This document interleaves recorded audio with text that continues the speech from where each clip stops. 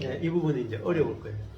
자, 예를 들면 기존의 설교나 기존의 신앙생활은 성경을 읽으면 하라 하지만 하는 말씀을 읽어요. 주로 그것만 눈에 들어요. 그래서 내가 말씀대로 사는지 안 사는지 점검하는 게 성경을 읽는 대부분의 목적이야. 그러면은 이제 말씀대로 내가 사느냐 안 사느냐, 그러면 내 자신의 행위를 보죠. 그게 전부 다 그 사람이야. 성경은 우리가 이렇게 사느냐 저렇게 사느냐 포커스가 아니에요. 성경의 포커스는 그리스도예요. 우리 교단에서 다 이야기하는 이야기예요. 모든 그리스도인 다 이야기해요. 신구약의 중심은 그리스도다. 근데 그 말의 의미를 몰라요. 자, 그러면 그리스도 예수님을 알려면 딱 뭘 알아야 되느냐면 예수님이 십자가에 죽으셨다. 부활하셨다. 하늘에 앉힌 바 되었다. 성령을 보냈다. 요 네 가지를 알아야 돼. 가장 중요한 거. 네 가지. 요게 예수님을 아는 거예요. 그러면 나는 어디에 있느냐? 나. 진짜 나는 어디 있느냐? 여기에 다 들어있어야 돼. 요 네 가지가 바로 나예요. 내가 누구냐? 예수 그리스도와 함께 옛사람이 십자가에 죽은 내가 진짜 나예요. 두 번째, 예수 그리스도와 함께 새로운 피조물로 부활한 것이 진짜 나예요. 그 다음에 예수 그리스도와 함께 하늘에 앉힌 바 되어서 그리스도와 함께 통치하는 그게 진짜 나예요. 네 번째, 성령, 예수님이 성령을 보냈죠? 성령을 받아서 성령으로 사는 존재가 바로 나예요. 그게 진짜 나. 그거는 분명하게 목사님 제 신앙 고백이기도 하고 분명히 그냥 말씀드리는 게 아니라 아멘이거든요. 정말 아멘인데 다른 그러니까 그냥 신학을 제 스스로 성경을 제 스스로 읽었을 때 선악이 이렇게 보이고 막 그렇다라는 거죠. 그것 때문에 어떤 설교를 들으면 아 저는 선악의 설교다. 어떤 걸 들으면 율법적으로 하는 설교다. 이렇게 자꾸 정제가 되는 거예요. 그게 힘들다. 그렇게 근데 그 정죄하고 있는 그 사람은 누구니? 제 자신. 또 저 자신이라고 하잖아. 아까 목사님 네 가지를 얘기하신 중요한 포인트 그 말 그대로 이끌어서 설명해 주시면 좋겠어요. 네, 그러니까 우리는 내가 누구냐 하면은 내 생각이 나라고 생각해요. 조금 전에 금방 내가 이 설교를 들었을 때 내가 이렇게 비난하고 있다, 정죄하고 있다. 그 비난하고 정죄하는 게 나다 이 생각이죠. 그럼 사단인 거예요. 그게 들어보니까 그러니까 나의 행위나 나의 생각을 가지고 이 사람이 나라고 생각하는 거지. 그러니까 나의 행위가 나고 나의 생각이 나고 나의 감정이 나라고 생각하잖아요. 그게 아니에요. 그건 그 사람이야. 껍데기야. 껍데기. 파쇄돼야 될 껍데기야. 진짜는 호두도 껍데기가 알맹이가 있죠. 진짜 우리가 알맹이가 진짜 호두잖아. 근데 진짜 알맹이는 뭐냐면은 그리스도와 연합된 내가 진짜 나잖아요. 그러면 나는 누구냐면은 그리스도를 모르면 내가 누군지를 몰라요. 네. 그리스도와 분리된 나는 다 가짜예요. 허상이에요. 허상. 우리는 그리스도와 연합된 나를 보는 게 아니고 그리스도와 분리된 나 생각하고 느끼고 행동하고 선택하고 뭔가를 좋아하고 무슨 취미가 있고 이걸 다 나라고 다 정의해 놓고 산단 말이에요. 아니에요. 진짜 나는 그리스도의 어떠함이 곧 나의 어떠함이에요. 예를 들어볼까요? 이재용 씨 그러면은 뭐가 보여요? 삼성전자. 왜 삼성이 보여? 그 사람을 대표하는 무엇인가라고 생각되어서. 이재용이가 보여야지 왜 삼성이 보이지? 이재용의 행위가 보여야 되잖아요. 근데 이재용의 행위가 안 보이고 삼성이 보이잖아요. 그렇잖아요. 네. 그러니까 우리는 볼 때 뭐가 보여요? 집불도 가진 게 없으니까. 네? 내가 보이죠. 근데 만약에 이제 내가 전자화폐 투자를 했는데 1조 원을 딱 벌었어. 그러면 나를 보는 게 아니고 1조 원을 볼걸. 그렇죠? 맞지? 아까 전에 이재용을 볼 때 삼성이 보였다는 말은 이재용이 갖고 있는 백그라운드 수십조가 보였단 말이야. 그러면 나를 볼 때는 나와 연합된 존재가 그리스도잖아. 그렇죠? 죽고 부활하고 승천하고 하늘에 안전받아 그 성령을 보내신 그 그리스도와 연합된 나니까. 예. 쉽게 얘기하는 거지. 저기 날아가는 비행기가 있는데 비행기에 껌이 하나 붙었어.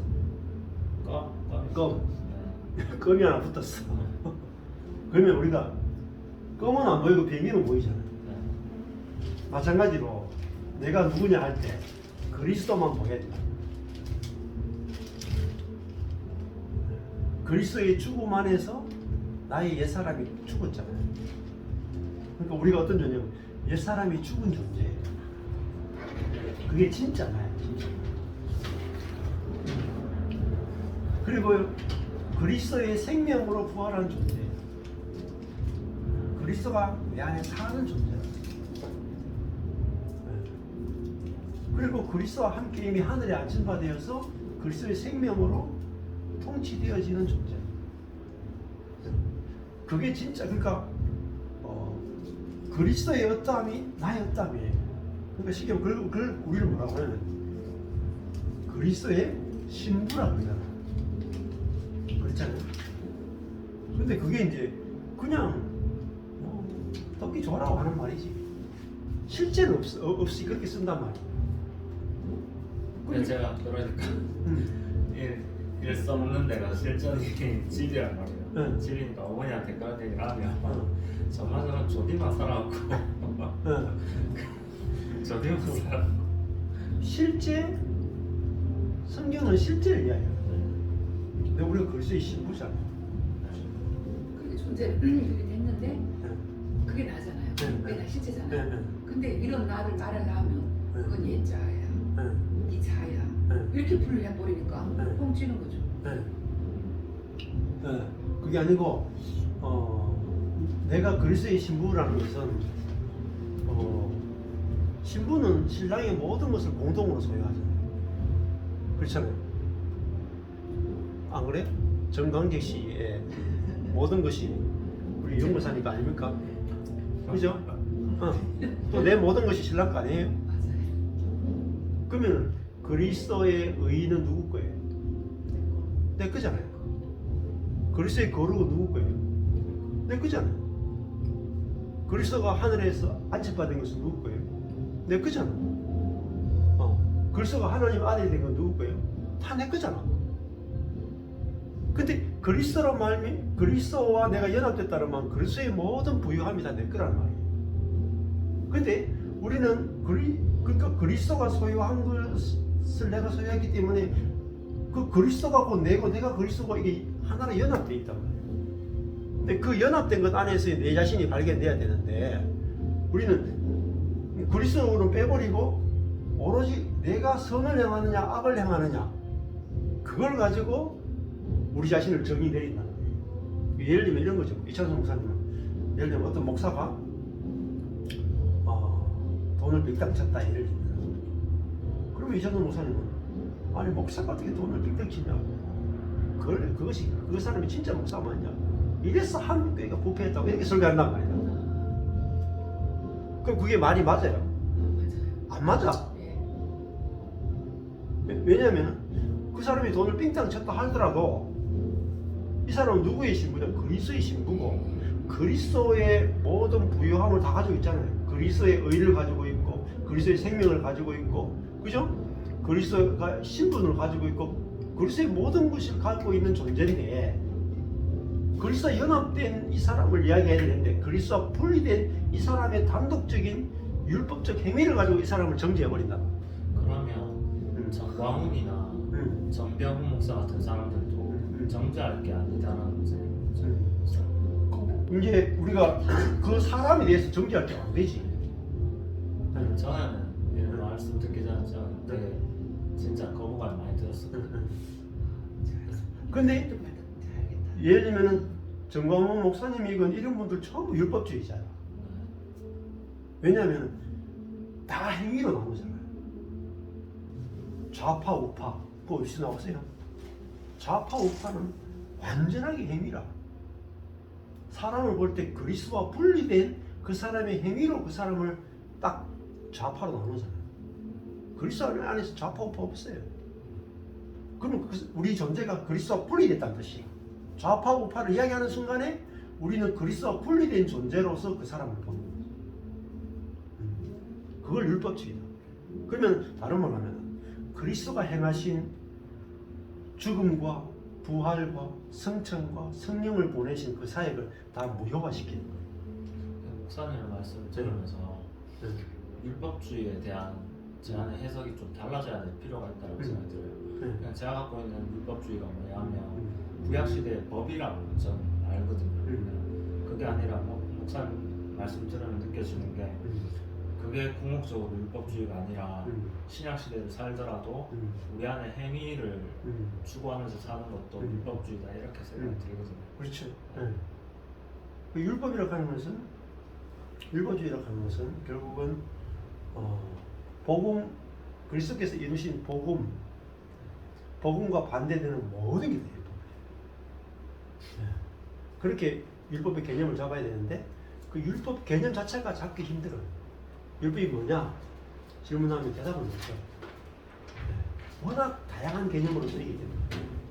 그리고 율법이라는 개념 자체가 폭이 얼마나 넓은데 그 폭을 다 맞출 수가 없어요. 자, 그래서 이 사도행전에 넘어왔다는 것은 신약에 넘어왔다는 거죠. 자, 사도행전 8장 하고 있죠. 사울이 이 스데반이 죽음 당함을 마땅히 얘기를 해요. 사울이 누구냐면 사도 바울이죠. 사도 바울이 이제 회심하기 전에 그 사울인데 사울이 뭐 하고 있었어요? 여기 보면은 7장 58절에 보면 성 밖에 내치고 스데반은 성 밖에 내치고 돌로 칠 때 정인들이 옷을 벗어 사울이라는 청년의 발 앞에 줍니다. 이때 사울이 청년이죠. 아주 젊었다. 젊었을 때니까 얼마나 하나님을 향한 열심이 대단했겠어요. 그래서 어떻게 되냐면 사울이 그의 죽임 당함을 1절에 가서 스데반이 죽임 당한 살해당하는 것을 마땅히 여겼다 이렇게 되어 있죠. 근데 원어로 보면요 유도케오예요. 유도케오가 뭐냐면 함께 기뻐. 스데반이 죽을 때 너무 기뻐요. 하나님을 대적하는 저 사람은 하나님을 모독하는 저 인간은 죽이는 것이 하나님께 기쁨이 되고 우리에게도 기쁨이 된다. 죽임 돌로 치면서도 너무너무 기뻐했다. 그래서 사도 바울이 앞장서서 예수 믿는 사람을 잡아서 죽이러 가는 거죠. 자, 1절에 보면 그 날에 예루살렘에 있는 교회에 큰 핍박이 났다. 스데반의 죽임 당함을 기점으로 해서 예루살렘 교회에는 박해가 시작된 거예요. 엄청나게 큰 박해가 시작된 거예요. 사도 외에는 다 유대와 사마리아 모든 땅으로 흩어졌다. 사도들은 남아있는 성도들이 있으면 못 떠나잖아요. 그죠? 다 떠나더라도 사도들은 못 떠나. 왜? 성도들을 두고 갈 수가 없잖아요. 자기들이 먼저 죽더라도 성도들을 보호해야 되니까. 사도들은 이제 죽을 것을 각오하고 예루살렘 교회에 끝까지 남아있는 거죠. 사도 외에는 다 유대와 사마리아 모든 땅을 흩어져. 여기 보면 아직까지는 어디까지 흩어지냐면 유대와 사마리아에. 그죠? 예. 그러니까 아직까지 이 이스라엘은 안 떠나. 왜? 하나님이 이스라엘만 구원한다고 하는 생각이 있으니까 아직까지 유대와 사마리아까지만 딱 있는 거죠. 여기서 보면은 핍박이 꼭 나쁜 게 아니에요. 핍박을 통해서 복음이 확산되죠. 그죠? 예. 그러니까 예루살렘 교회가 망하는 것이 복이라. 왜? 예루살렘 교회가 망하는 것이 예루살렘 교회가 흩어지게 되고 흩어져야만 복음이 자동적으로 온 사방으로 다 뿌려지는 거예요. 우리 교회도 그랬잖아요. 우리 교회도 망하고 흩어지면서 더 좋은 결과가 지금 나오고 있다. 우리가 하나님 하시는 일은 우리의 자아로 보면은 너무너무 힘든 거죠. 예루살렘 교회 핍박이 와서 많은 사람들이 감옥에 갇히고 죽임을 당하고 고통을 당하고 재산을 다 잃어버리고 하는데 그 일들을 통해서 하나님은 복음을 흩어서 뿌리는 일에 쓰고 계시다. 자, 그래서 2절에 보면 경건한 사람들이 스데반을 매장하고 위하여 크게 애통했더라, 울었더라 이렇게 돼요. 스데반은 이제 장사 지냈어요. 그러니까 이제 이 집사가 너무 성령이 충만해가지고 사도들을 앞질러서 먼저 순교해버렸어요. 자, 3절에 사울이 교회를 어떻게 했냐면 이제 바울이잖아요. 사울이 교회를 잔멸할세라는 말, 해치다, 파괴하다 뜻이. 사울이 교회를 파괴하고 해칠 때에 어느 정도로 했느냐? 각 집에 들어가서 남자와 여자를 가리지 않고 끌어다가 감옥으로 넘겨줬다. 그러니까 근데 이 일을 하면서 뭐예요? 내가 하나님을 위해서 한다. 하나님을 위해서. 그러니까 뭐 이거 100% 확신을 하는 거죠. 내가 이 일을 하는 것이 하나님을 위한 거다. 유대인들이 예수님을 죽일 때도 다 그랬어요. 이 일이 하나님을 위한 거다 하고 그랬단 말이에요. 그러니까 이게 뭐냐면 이게 자아예요. 자아는 완전한 어둠 속에 있다. 4절에 그 흩어진 사람들이 두루다니며, 근데 결과는요 좋은 거예요. 그들이 핍박을 받아서 흩어졌다는 말은 그냥 쉬운 게 아니에요. 생계가 다 문제되잖아요. 그렇죠? 가족이 다 짜고짜갈려지죠. 집도 다 잃어버리죠. 직장도 다 잃어버리죠. 다 도망가니까. 그죠? 삶이 완전히 파괴될 거 아니에요. 그런데 그 흩어진 사람들이 어쩔 수 없이 막 이렇게 유대 땅으로 흩어지고 사마리아로 흩어지면서 뭘 하겠어요? 말씀을 전했다. 자, 근데 원래 예루살렘 교회 사람들은 흩어질 생각이 없었어요. 똘똘 뭉치가 있었다. 핍박이 오니까 흩어지면서 복음을 전하게 되죠. 자, 그러니까 우리 인생에서 버릴 일이 없다. 5절에 빌립이, 그 다음에 두 번째 유명한 집사가 나와요. 첫 번째는 스데반 집사였고 두 번째는 빌립 집사예요. 8장에는 빌립이 어디로 가느냐? 사마리아까지 가요. 그 말은 아주 멀리 도망갔다는 거예요. 유대 땅에까지 있다는 말, 아직 덜 도망가는 거죠. 사마리아는 유대인들이 쫓아오지 않는 곳이 어디냐? 사마리아예요. 사마리아는 더러운 곳이잖아요. 그래서 사마리아는 안전한 곳이에요. 비교적으로 안전해. 그래서 빌립이 사마리아 성으로 이제 도피를 가죠. 유대인들이 안 따라오니까, 부정한 곳이니까. 근데 거기 갔는데 사마리아 사람들은 그 하나님께 버림받았던 그런 이제 부정한 사람들이니까 일반적으로 유대인들은 사마리아 사람들 상종은 안 했죠. 그죠? 절대로 사마리아로 통과 안 해요. 상종은 안 하는데 이 빌립이라는 집사가 이 복음을 가서 너무 이렇게 성령이 충만하니까 사람을 안 가리고 또 이제 이제 율법에서 자유케 되고 이러니까 이 사마리아 사람들에게 복음을 전해버렸네요. 그리스도를 전파해버린 거예요. 6절에 보면 무리가 빌립의 말을 듣고 행하는 표적도 보고 뭐 빌립을 통해서 기적들이 나타나는 것 같아요. 이때는 아주 위급한 때고 막 이렇게 핍박이 심하고 이럴 때 특별히 표적들이 잘 나타날 수 있어요. 그래서 일심으로 한 마음을 같이하여 그 빌립이 말하는 것을 줬더라 하는 줬다는 말이 프로세코예요. 전념하다, 주의하다 이 뜻이에요. 그러니까 이 빌립의 말을 막 너무 귀결히 듣는 거야. 반응이 너무 좋아. 그리고 7절에 보면 많은 사람에게 붙었던 더러운 귀신들이 크게 소리를 지르며 나갔다. 근데 뭐 말씀만 듣는 게 아니고 이 사마리아 사람들 속에 있던 귀신들이 막 자동적으로 막 소리를 지르면서 막 나가는 일들이 막 일어나는 거예요. 그러니까 빌립도 안 놀랐겠어요? 이게 유대인들에게만 하나님이 우리 예수를 보내줬어, 메시아를 보내줬어, 우리만 구원한다고 생각했는데 이 사마리아 사람들에 가서 어떻게 이야기했는데 막 귀신이 떠나가고 막 표적이 나타나고 막 사람들이 막 그 말씀에 대해서 막 귀 기울여 듣고 이러니까 놀랐겠어요? 그러니까 우리가 진짜 복음을 전하면 내가 생각지도 못한 사람들이 말씀을 듣는다. 생각지도 못한 사람들이 반응이 일어난다. 그게 뭐예요?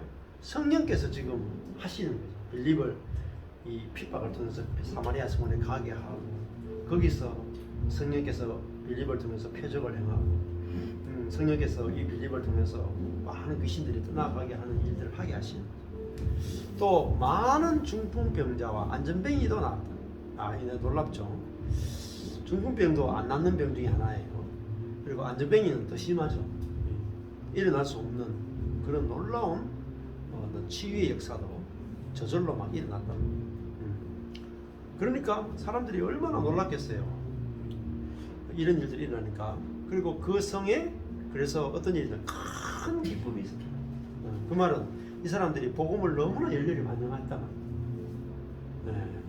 그래서 복음은 전해보면 돼요. 그냥 아주 쉽게 그냥 전해보면 돼요. 그러고 뭐 사람들이 안 받아들이면 그냥 이렇게 돌아서면 돼.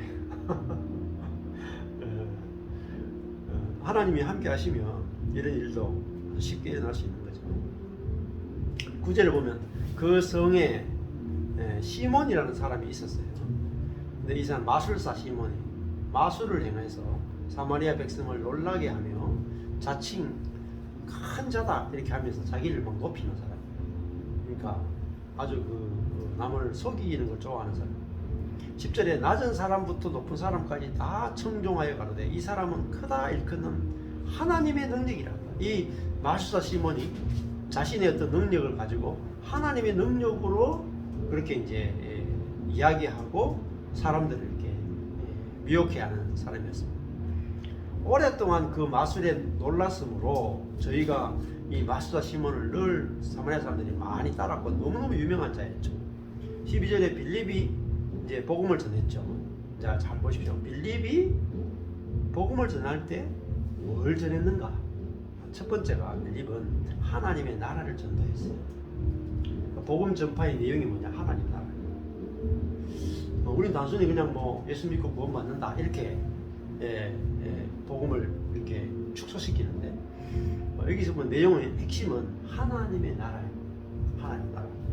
사도행전 쫙 끝에 보면 사도 바울이 28장 23절에 보면 사도 바울이 복음을 전할 때 꼭 뭘 전했느냐면은 28장 23절에 보면은 저희가 일자를 정하고 그의 사도 바울의 무거하는 집에 많이 오니 바울이 아침부터 저녁까지 강론하여 하나님 나라를 증거하고 모세와 율법과 선지자의 말을 가지고 예수의 일로 권하더라. 여기 뭐 두 가지잖아요. 바울이 복음을 전할 때 딱 두 가지. 첫 번째 하나님 나라를 증거하는 거예요. 두 번째는 예수에 관하여 여기서 이 권하더라가 페이도예요. 이거 뭐냐면 납득시키다, 확신시키다. 그러니까 예수에 관하여 납득시키고 확신시키는 거예요.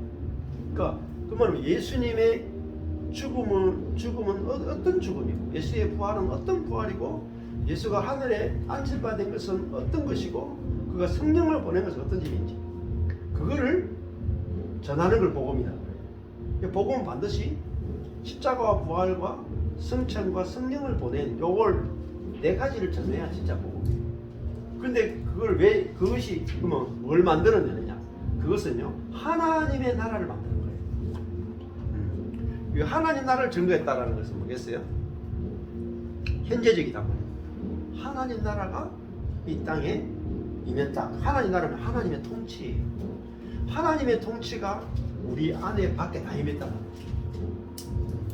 그래서 지금 내가 구원은 받는 게 뭐냐면 구원받은 우리가 이 사단의 나라에서 구출되어서 하나님의 통치 안에 들어가는 걸 구원이야.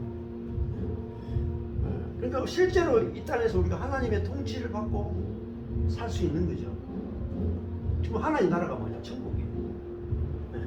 우리 천국을 막 죽어서 가는 뭐 이랬던 굉장히 눈물도 없고 뭐 영원히 살고 이런 거로만 생각하는데 그렇게 먹으면 안 돼요. 하나님 나라는 더 이제 본질적으로 이 바실레이야, 바실레. 하나님의 통치, 하나님의 다스려 주심이 들어가는 거예요. 그리고 이 땅에서부터 우리가 요한복음에 보면 거듭나지 않으면은 하나님 나라를 볼 수 없고 거듭나지 않으면 하나님 나라 들어갈 수 없다 그러잖아요. 즉 우리가 거듭나는 것 자체는 뭐냐면 하나님의 통치에 들어가는 말이에요. 그러면 중요한 내 삶을 보면서 내 삶이 하나님의 실제적인 통치를 받고 있냐. 내가 하나님께 굴복하는 거 말고 내가 하나님께 순종하는 그게 포커스가 아니고 하나님이 실제로 먹는 거, 입는 거, 사는 거, 또 내가 뭐 결혼하는 거, 자녀를 낳는 거, 교회 생활하는 거, 모든 내 삶을 지금 다스려주고 있냐. 그래서 내 삶이 나는 지금 천국에 살고 있다. 하나님이 함께하고 있고, 그죠? 안과 밖으로 함께하고 있고, 하나님이 내 삶을 주관하고 있고, 그래서 내가 이 하나님 나라는 눈물이 없는 곳이잖아요. 그죠? 우리가 독사골에 손 넣어도 물지 않는 곳이잖아요. 그 사막에 강이 흐르는 곳이잖아요. 그러니까 이 하나님 나라는 다른 건 아니에요. 결핍이 없다는 것이 결핍이 없다. 또 하나님 나라는 의와 평강과 희락이 이렇게 말해요. 하나님 나라는 먹고 마시는 것이 아니고 의와 평강과 희락이다. 이게 우리에게 주어지는 거예요. 의. 하나님의 의가 우리의 의가 되고, 그럼 하나님의 의가 우리의 의가 되니까 우리가 뭐죠? 하나님과 평화를 누리잖아요. 그런데 이거 하나님과 평화를 못 누리는 그리스도인들이 너무 많아요. 왜냐하면 내가 예수 믿는데 죄를 지으면 하나님과 관계가 깨진다고 생각하는 거예요. 맞죠? 그런 그리스도인들이 너무 많아. 내가 죄를 지으면 하나님과 나의 관계가 깨진다. 절대 안 깨져요. 평강이라고 하는 것은, 구원이라고 하는 것은 들고 보면 하나님과 내가 완전히 안전한 관계에 들어갔다는 뜻이에요. 우리가 뭐죠? 하나님의 의로 산다. 그 말은 이제 하나님 내 행위를 보지 않는 거예요.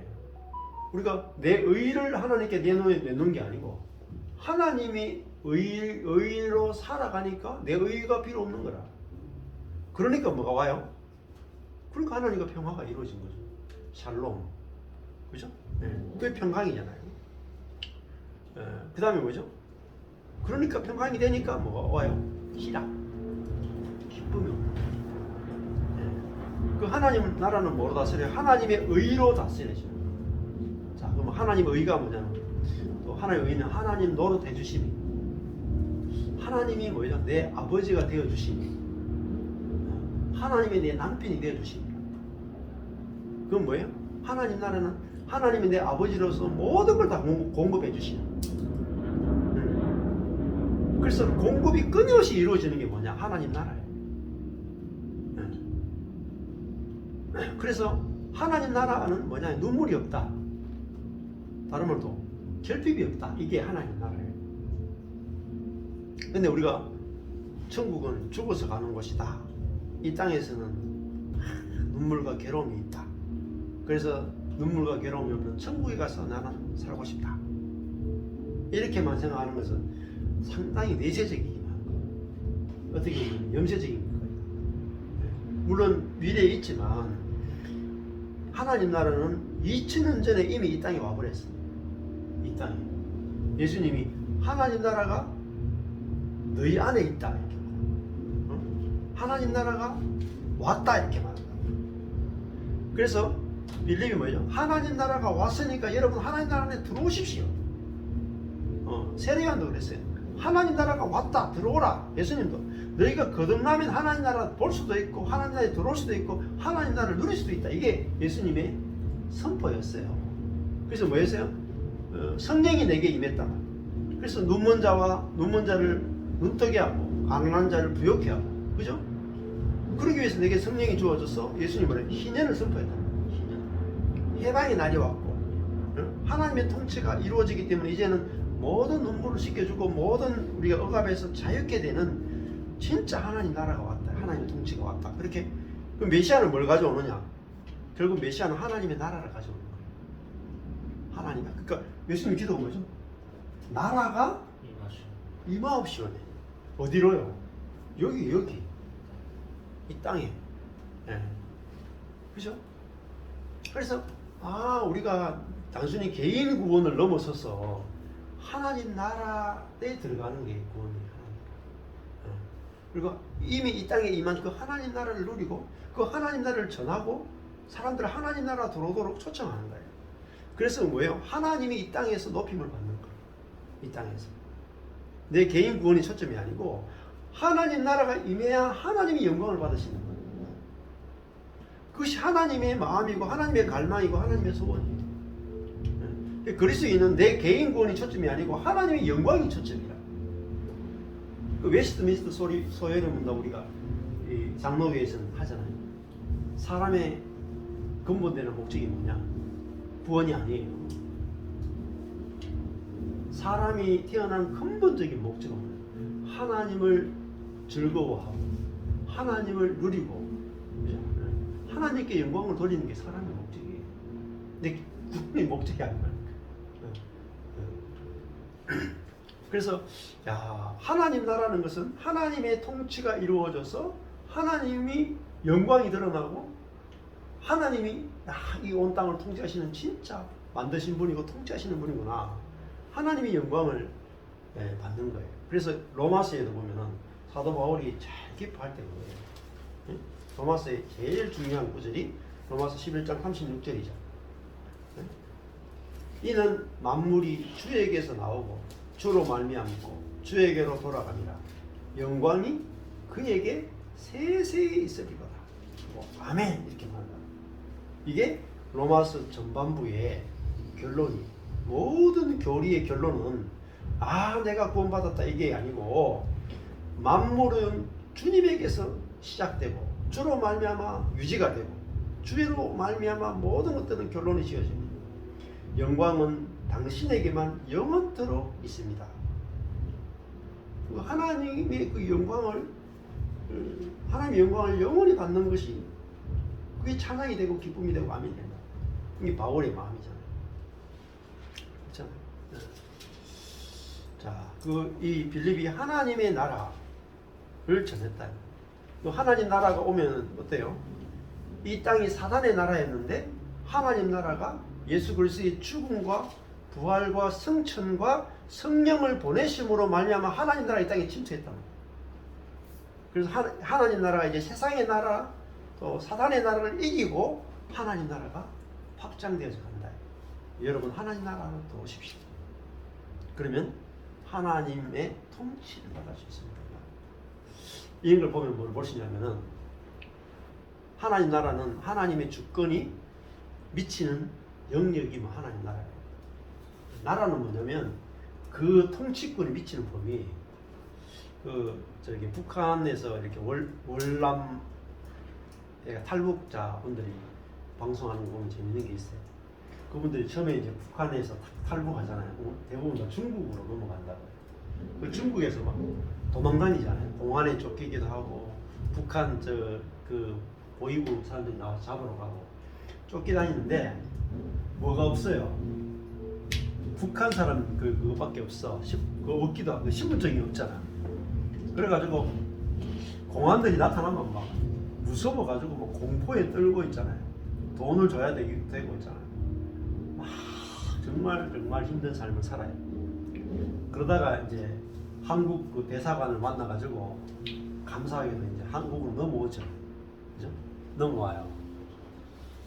넘어와가지고 이제 국정원들 이렇게 하나원을 거쳐가지고 한국 여권을 딱 받는 거예요. 그죠? 이제 한국 여권을 딱 받고 나면은 이 여권에 대해서 막 감격이 돼가지고 눈물을 흘린다니까. 내가 나라가 바뀌었잖아. 나라가. 북한이라는 나라에서 대한민국이라는 나라가 바뀌어버린 거야. 이게 구원이에요. 그 나라가 바뀌니까 뭘 경험하냐면 나라의 파워를 경험해요. 그래서 여권을 하나 딱 들고 이제 일부러 중국 여행을 가요. 그러면은 딱 갈 때 이제 이 남한에서 비행기 타고 이제 중국에 딱 들어가잖아요. 들어갈 때부터 딱 어깨를 쫙 펴고 여권을 탁 그러면 그게 이제 중국 입국 심사에 대해서 딱 보더니 대한민국 사람인 거 알고요. 통과 이렇게 딱 들어가는 거예요. 그래서 들어가가지고 이제 뭐 또 이제 자기 가족들 만나러 가면 연변이나 이런 데 막 가잖아요. 갔는데 공안들이나 이래서 알잖아. 자기들 워낙 많이 쫓겨다녀가지고 공안들이 가서 이렇게 보자면 자신 있게 막 대한민국 여권을 딱 그러면 공안들이 그게 뭐죠? 나라가 바뀌었다는 거예요. 나라가. 근데 대한민국의 통치가 어디까지 가요? 대한민국 사람이 가는 곳까지 가요. 내가 가는 곳까지 대한민국의 모든 통치가 미쳐요. 대서가 있으니까. 네, 그렇죠. 그러니까 내가 중요한 것은 하나님 나라의 나라가 바뀌었다는 거예요. 나라가 바뀌었다. 그리고 그 나라는 지금 이 땅에 임해 있고, 그러면 내가 가는 곳까지 뭐예요? 하나님의 실제적인 통치가 내게 미친다. 내가 캐나다에 있으면 캐나다까지 미치고, 내가 저기 땅 끝까지 가더라도, 아프리카까지 가더라도 하나님 거기까지 와서 나를 다스려 주신다. 이게 하나님의 통치예요. 하나님의 통치란 말은 하나님의 보호하심, 하나님의 공급하심, 하나님의 돌보심 다 들어가요. 그러니까 야, 하나님 나라가 이 땅에 임했다. 그건 정말 놀라운 거예요. 그 말은 하나님의 실제적인 공급과 통치가 미치지 않는 곳이었다. 우리가 하나님 나라의 백성이 되기 때문에 내가 있는 모든 곳에 하나님의 통치가 다 오는 거예요. 이 너무너무 놀라요. 근데 무엇 때문에 오느냐? 예수 그리스도와 연합됐기 때문에 우리에게 하나님의 통치가 미치는 거예요. 그렇죠? 이게 이제 우리가 알아야 챙겨 먹을 수가 있어요. 내가 하나님의 통치가 어디까지 왔어요? 내 안에까지 와 있는 거예요. 내 영 안에까지. 하나님의 통치, 하늘에 있는 통치가 성령을 통해서 내 안에 와서 내 영 안에까지 하나님의 실제적인 임재와 통치가 와 있다는 거예요. 그거를 누리는 것이 하나님의 나라예요. 그래서 예수님이 산상수훈에서도 너희들이 기도하라 그러면서 그 주기도문 가르쳐 주면서 나라가 임하옵시오며 이렇게 기도하라고 하고, 그 다음에 뭐냐면은 또 기도하라 그럴 때 뭐죠? 너희는 먼저 그의 나라와 그의 의를 구하라 이렇게 되어 있죠. 그러면은 하나님의 나라는 뭐죠? 하나님의 통치를 구하라는 말이고, 하나님의 의를 구하라는 말은 하나님 노릇해 주심을 구하라 이 말이에요. 그러면 하나님, 내가 하나님이 이제 백성이고 하나님 나를 당연히 다스려 주셔야 되죠. 하나님 당연히 나를 보호하셔야 되죠. 하나님 당연히 나에게 공급하셔야 되죠. 그게 그게 하나님 나라 의를 구하는 거예요. 그리고 거기에 대해서 내가 하나님의 나라가 임했고 하나님의 백성이 됐다라고 하는 그 믿음이 있으면 너무나 담대하게 살 수 있는 거예요. 그러면 뭐 의식주 하나 안 죽이시겠어요? 의식주. 근데 이 나라가 우리가 죽어서 가는 천국으로만 딱 이야기해 놓으니까 이 땅에 현재 지금 임해 있는 이 하나님의 실제적인 통치, 우리 영 안에까지 와 있고 우리 삶 안에 철저하게 우리를 통치하고 다스려 주시는 이 하나님 나라를 우리가 알아야 이 하나님 나라를 전할 수 있는 거예요. 그래서 예를 들면은 그 북한 사람들한테 예수 믿으면 천국 간다 이야기하고 그 이야기만 하는가? 야, 당신이 예수 믿으면은 남한에 와가지고 남한이 대한민국의 백성으로서 모든 보호와 공급과 특권을 다 누릴 수 있습니다. 그러면 얼마나 더 좋아요. 그러니까 북한에 있을 때는 사회복지가 없어요. 북한은 굴러줍니다. 군생활 10년 넘게. 근데 남한에 오니까 북한에서 내려온 사람은 공짜로 집을 주네. 야, 이거 완전히 천국이에요. 천국. 집을 공짜로 준다. 상상도 못하는 거죠. 직장도 공짜로 주고. 그리고 뭐 굶으면 사회복지가 다 해주고. 그러니까 뭐죠? 나라가 좋아진 거잖아요. 그 사람의 행위가 바뀐 게 아니라. 그렇잖아요. 북한 사람이 남한에 내려온다고 해서 이 사람의 행위는 바뀐 게 없어. 이 사람 자신이 바뀐 것도 없어요. 외모도 바뀐 게 없어. 바뀐 것은요, 나라 바뀐 것밖에 없다니까요. 나라 바뀐 거. 나라가 바뀌었는데 다 바뀌는 거예요. 다 바뀌는 거. 그러니까 내가 바뀌는 게 중요한 게 아니고요. 나라가 바뀌는 게 중요해요. 복음은 뭐냐면, 복음의 관점이 더 중요한 것은 내가 행위를 바꾸는 게 아니에요. 세계가 바뀌는 거예요. 나라가 바뀌는 거예요.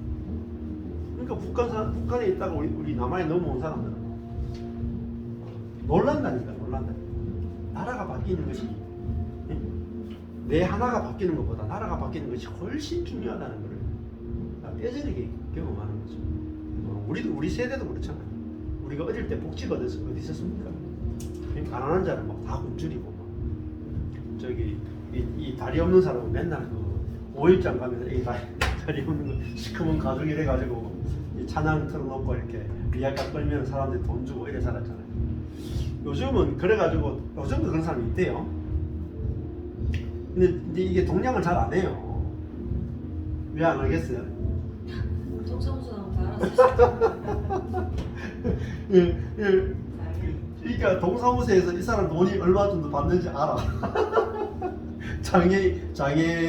장애를 가지고 있기 때문에 집도 공짜로 주고 먹을 것도 공짜로 주고 뭐 월급도 공짜로 주고 다 공짜로 준다는 거 알기 때문에 이게 저도 이게 돈을 안 넣게 되더라고요. 그렇잖아요. 뭐가 바뀌었어요? 나라가 바뀐 거예요. 그러니까 이렇게 달라진 거예요.